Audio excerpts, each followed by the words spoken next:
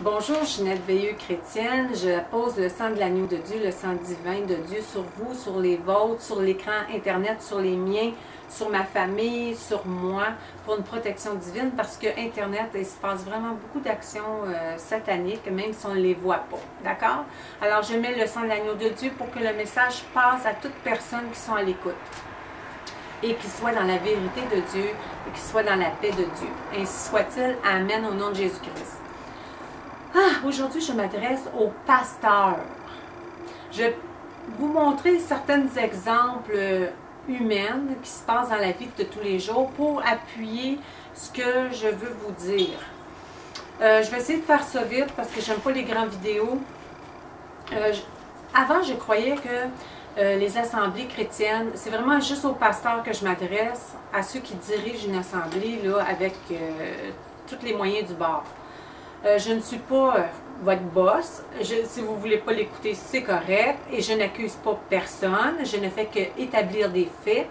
Et si vous êtes vraiment un chrétien affranchi, ben vous n'avez pas d'orgueil comme moi. Et puis vous allez prendre l'information et après ça, vous allez la réfléchir. Hein? Et puis ce n'est pas des attaques parce que je ne m'adresse pas à une personne en particulier. Mais je m'attaque plutôt à la façon que les réseaux chrétiens sont formés. Ils ne sont pas tous comme ça. Ils ne sont pas tous pareils. Parce que ça serait faux de dire ça. C'est un mensonge. Mais il y a plusieurs assemblées chrétiennes qui sont en train de se vider et c'est à cause de ça. C'est quoi le sujet? Pourquoi que les assemblées chrétiennes se vident? Il y en a qui vont dire « Ah, mais c'est à cause de l'argent. » Non, c'est faux. Parce que sur 100 chrétiens, il y a peut-être juste 2 ou 3 chrétiens qui ne travaillent pas, la plupart du temps. La plupart du temps. Ça veut dire, on pourrait dire, un gros là, 10% qui ne travaillent pas. Et puis, ceux qui ne travaillent pas veulent tellement travailler qu'ils vont aller à l'assemblée pareil.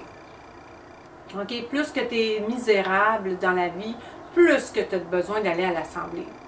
Non, les assemblées ne se vident pas à cause de ça parce que ceux qui ont de l'argent et qui travaillent, sont assez intelligents pour savoir aussi qui donne ce qu'ils veulent. Il n'y a personne qui casse un bras. On donne ce qu'on a envie. Même si le pasteur te dit « Donne-moi 1200 $ pour être avec moi », ben tu donnes bien ce que tu voudras. Hein? OK? Fait que, regarde, c'est personne qui a un bras cassé. Tu fais ce que tu veux. Il a de l'air juste fou, c'est tout. Et il perd tous ses disciples, il perd tous ses amis, il perd tout le monde. Quand une personne fait quelque chose comme ça, c'est sûr qu'il perd tout. On passe à côté de l'argent parce que pour moi, ce n'est pas à cause de l'argent que les assemblées se vident. Je vais commencer à donner des exemples avant d'expliquer aux pasteurs pourquoi vos assemblées se vident. J'ai 3 exemples. La première, c'est un commerce au détail. OK? Vous vendez des beaux souliers, des beaux sacs à main, des appareils télévision, des choses électroniques, des choses pour la voiture.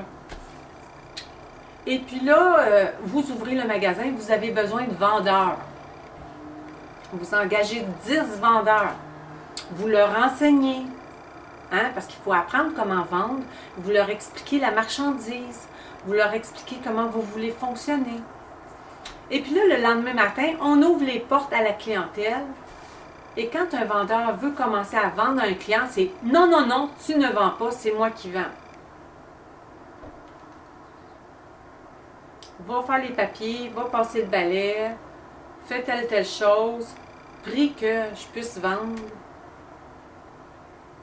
Un exemple, c'en est un. Deuxième exemple, vous avez un lavabo, vous faites couler l'eau, à flot, là, à flot, on lave la vaisselle. Hey, sale la vaisselle, ça c'est la délivrance naturellement. On lave la vaisselle, on nettoie la vaisselle, et puis là, pouf! Le tuyau, il est bloqué. Parce qu'on n'a pas pris soin de débloquer le lavabo pour qu'il y ait une circulation. Hein? C'est un cercle. Hein? Il y a une circulation qui se fait. L'eau coule, mais il faut qu'elle bouge, l'eau. Troisième explication, la bergerie.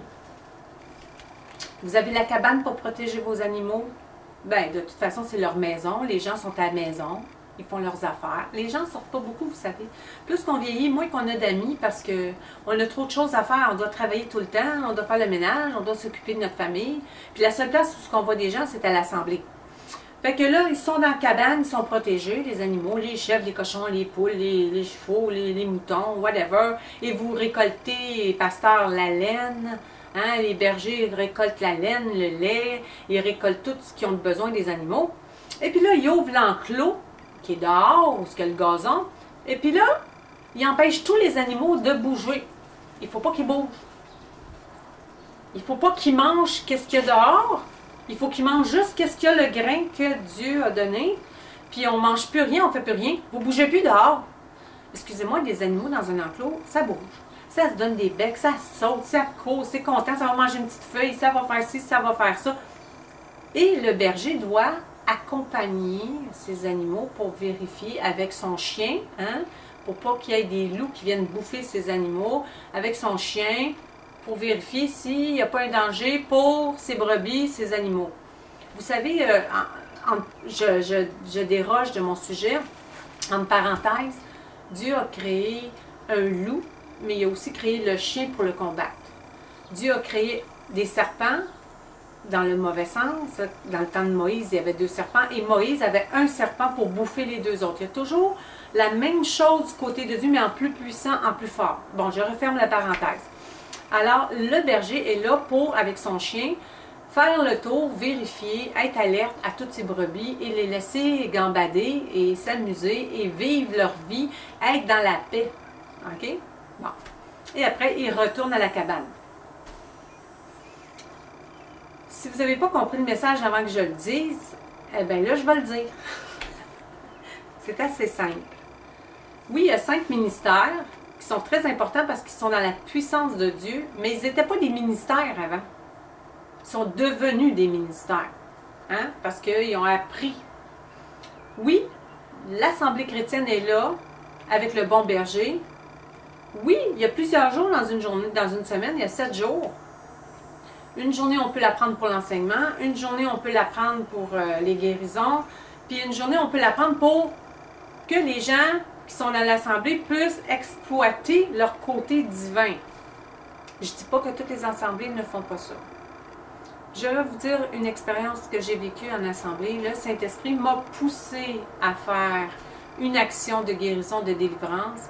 Et le pasteur, pas juste le pasteur et la pasteur, tous ceux qui travaillaient dans cette assemblée-là m'ont repoussé. Ah non, c'est juste la pasteur qui fait ça. C'est pas moi, là, que les gens ont poussé dans l'assemblée. Parce que c'est pas moi qui fais des miracles. C'est le Saint-Esprit qui les a poussés. C'est le Saint-Esprit qui a empêché de faire le travail. Moi, c'était plus fort que moi, je devais le faire. Et combien de fois je me suis fait pousser de même? Pensez-vous que je vais aller dans les assemblées? Non. Terminé. Parce que vous empêchez Dieu de faire sa job. Je vais prendre des paroles d'un frère qui s'appelle Rémi Bell, qui disait dans une assemblée, je mets en parenthèse parce que c'est un peu hors sujet, qui disait que parfois, il sentait le Saint-Esprit quand il allait avoir une guérison, et parfois, il ne le sentait pas du tout, mais la guérison se faisait pareil. Je referme les parenthèses. Il a raison. Quand vous faites quelque chose, une semence pour Dieu, que vous la veillez, vous veillez dessus, ou que vous ne veillez pas dessus, Dieu s'en occupe. Alors, ça devrait être aussi pareil dans les assemblées. Et quand vous allez sur la rue, parce que moi, ça m'est arrivé souvent, que Dieu m'a mis des personnes devant moi, et au lieu de faire la job que Dieu me demandait, parce que j'étais tellement bloquée dans mes assemblées, il ne voulait tellement pas que je fasse de miracle, que quand j'arrivais sur la rue, au lieu de faire le miracle instantané avec Dieu, je les amenais à l'assemblée. Et là, Dieu me disait, « Hey Ginette, c'est pas à l'assemblée que je l'ai donné, c'est à toi. » Et c'est vrai, c'est arrivé souvent, souvent. Dieu me disait, « Ginette, c'est pas pour l'assemblée cette personne-là, c'est pour toi. » J'ai même appelé des pasteurs pour dire, « Hey, pasteur, priez pour elle, elle est à votre assemblée. » Puis Dieu m'a dit de ta. Dieu dit, « Hey, Ginette, c'est pas pour ton pasteur, c'est pour toi. C'est à toi de le faire. Que tu y crois ou que tu y crois pas, peu importe, je te demande de le faire. » Alors, qu'est-ce qui arrive quand que vous bloquez les gens dans votre assemblée? C'est que quand ils arrivent dehors, devant qu'est-ce que Dieu leur donne, c'est pas tout le monde qui est à l'écoute de Dieu, hein, qui écoute ce que Dieu dit. C'est pas tout le monde qui a l'oreille ouverte. Hein. Quand ils arrivent devant quelqu'un qui a une jambe cassée ou qu'il ne file pas, qu'on voit qu'elle pleure, ils ne sont pas capables de s'arrêter, de dire « Qu'est-ce que tu veux que je fasse pour elle? » Ils s'en vont, ils font leur chemin. Moi, des fois, j'ai fait mon chemin aussi, mais Dieu me dit « Hey, Ginette, retourne d'abord! Envoie, retourne! » Ça, c'est dur. Oh non! Oh ouais, elle retourne d'abord, vas-y! Et puis là, je retourne d'abord, puis là, je fais comme oh, mon Dieu, mon Dieu, mon Dieu. Puis là, je fais la chose, puis là, je suis toute contente. Je dis, mon Dieu, pourquoi je voulais pas le faire? OK? Parce qu'on m'a bloqué dans les assemblées. On m'a bloqué. Si les gens dans l'assemblée ne savent pas qu'ils ont une puissance de Dieu, qu'ils peuvent la manipuler pour aider les autres, ils ne le feront pas dans la rue, puis ils ne vous emmèneront pas des gens à l'assemblée. Le tuyau du lavabo, il est bloqué. J'espère que mon message est clair, net et précis. C'est Dieu qui me le met en tête. C'est pas des accusations envers une personne. J'accuse personne. Ceux qui voient que vraiment c'est comme ça que le monde part de leurs assemblées, ben, gars, c'est parce qu'arrêtez de faire de l'enseignement. Jésus n'a pas fait juste l'enseignement. À un moment donné, là, le Saint-Esprit veut avoir du nouveau monde à travers quelqu'un qui va le faire. Moi, là, je vais vous donner un exemple de ce qui m'est arrivé. Je l'avais écrit sur Facebook. Je vais faire ça vite pour pas que la vidéo soit longue. Il y a une petite fille, elle était en béquille, OK? Elle était jeune, avec son chum, avec son copain. Et puis, j'ai passé mon chemin. J'arrivais du dépanneur. Puis là, Dieu m'a dit, Ginette, elle retourne d'abord. Je fais, oh non, ils sont trop jeunes, ils ne comprennent pas Jésus. Il dit, elle retourne d'abord. J'arrive devant la petite fille, je commence à dire, tu connais-tu Jésus-Christ, il peut te guérir, il fait des miracles, blablabla, blablabla. Elle me dit, madame, arrêtez tout de suite. Elle dit, je veux vous dire, je crois pas en ça. Je dis, bon, elle croit pas en ça. Déjà, j'étais gênée de retourner, puis là, elle me dit qu'elle croit pas en ça. Puis là, son petit chum me dit, moi, j'y crois. Oh, là, j'ai dit, bon, ben, au moins, il y a ça, c'est pas des mensonges. Puis dans ma tête, quand je dis, est-ce que je peux quand même prier pour toi? Parce qu'elle avait le pied cassé. Elle dit, ben oui. Mais elle dit, je te dis, je crois pas à ça. Son chum, il croyait. Alors dans ma tête, c'était, Ginette, montre aux jeunes garçons comment faire. C'était même plus de guérir la petite fille. Je m'en foutais.